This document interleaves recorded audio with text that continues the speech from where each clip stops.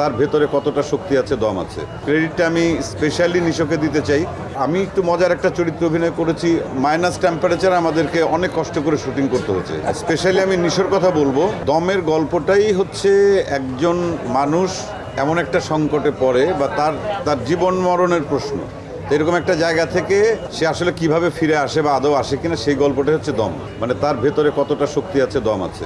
তা সেই চরিত্রে অভিনয় করার জন্যে যে প্রস্তুতি নিশো নিয়েছে, বা আমি যে চরিত্রে অভিনয় করেছি সেই চরিত্র করার জন্য আমার একটা প্রস্তুতি আছে বা প্রস্তুতি ছিল। সেটা ডিরেক্টরের প্রথমত স্ক্রিপ্টে যেভাবে চরিত্রটি ছিল তার সাথে ডিরেক্টরের সে কীভাবে দেখাতে চায় দর্শকের সামনে।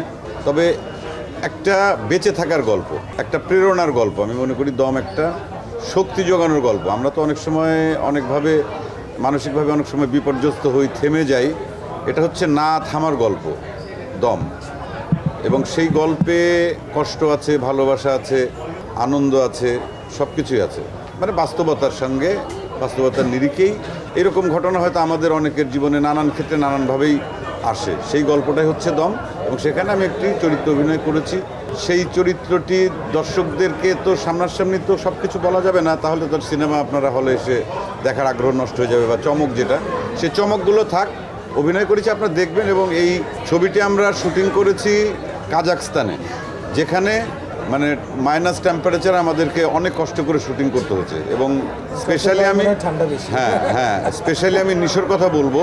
ও কিভাবে এটা পারলো ওই ওয়েদারের মধ্যে এইভাবে শ্যুট করতে, এটা একটা আশ্চর্যের বিষয়। এবং এত কষ্ট করেছে, আমার মনে হয় যে আমরা শিল্পী হিসাবে কখনো কোনো সিনেমাতে অথবা নাটকে বা ওয়েব সিরিজে শুটিং করতে গিয়ে শারীরিক এতটা কষ্ট আমরা কখনো করি। তো সেই কষ্টটাই দমে করতে হয়েছে আমাদের ওয়েদারের কারণে। অন্য একটা ভিন দেশে, সেই পাহাড়, বরফ ঢাকা পাহাড়, অতিরিক্ত ঠান্ডা, যেখানে সাধারণ মানুষেরই 8-10টা লেয়ারের পোশাক পরে থাকতে হয়।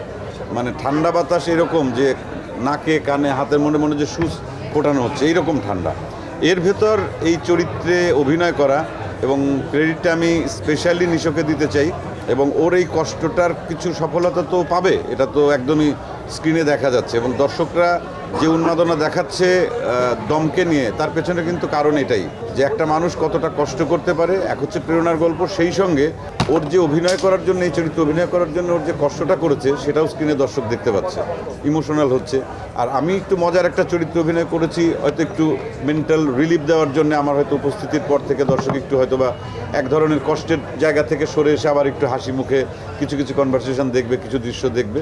কিন্তু অলসো যদি আমি বলি, গল্পটা এই দমের যে মানুষটার, নিশোর গল্প, নিশোর অভিনয়ের জন্য যদি বলি বা ওর প্রস্তুতি বলি অথবা ও যেটা করেছে, এটা আউটস্ট্যান্ডিং।